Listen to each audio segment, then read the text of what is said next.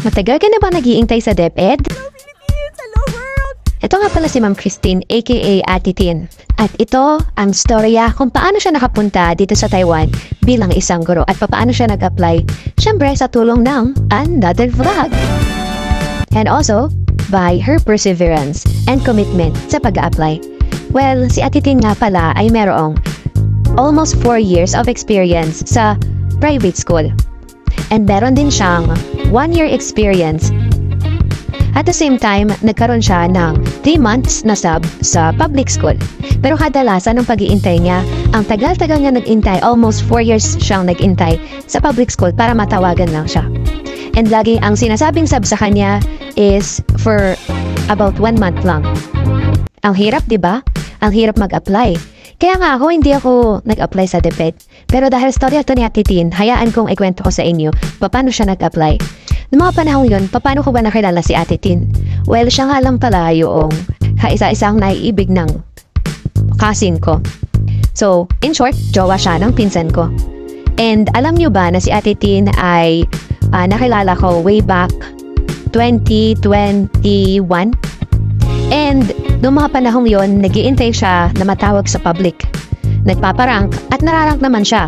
It's either 1, 2, or 3. Pero hindi yan sapat. Alam niyo na, sistema ng Pilipinas.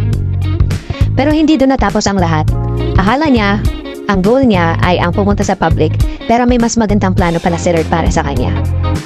Ayun nga, nakapunta ako dito sa Taiwan noong 2021 and naikwento ko sa kanya kung paano ko nag-apply.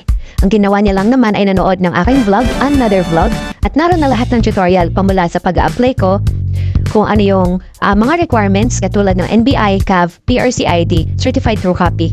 Lahat ng yon ay kinuha niya sa school. Kinuha niya yung CAV doon sa kanyang college, school kung saan siya graduate. Kinuha niya yung NBI sa NBI at yung PRCID sa LERIS siya nagpa-appointment. And after noon, meron din siyang ginawang demo, SOP, at nagpa-recommendation letter. So, isa ako or recommender na gumawa ng recommendation letter niya. Madalit salita, habang nagkakaroon siya ng doubt, habang nag-iintay siya sa waiting season, sinamahan ko siyang manalangin. And sabi ko sa kanya, after 2 months, pwede na siyang matawag for interview. And ayun na nga, sabi ko sa kanya, alam mo Ate Tin, English major ka. Tapos alam mo na kahit anong major tinatanggap dito sa trabaho na to, sa pagiging teacher. Math ka man, Filipino major, walang problema.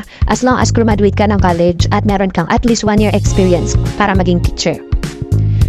Ayun na nga, tinawag na siya sa interview at na-invite na siya for interview. So, kinoaching ko siya one night. Grabe, laging ang haba ng usapan namin.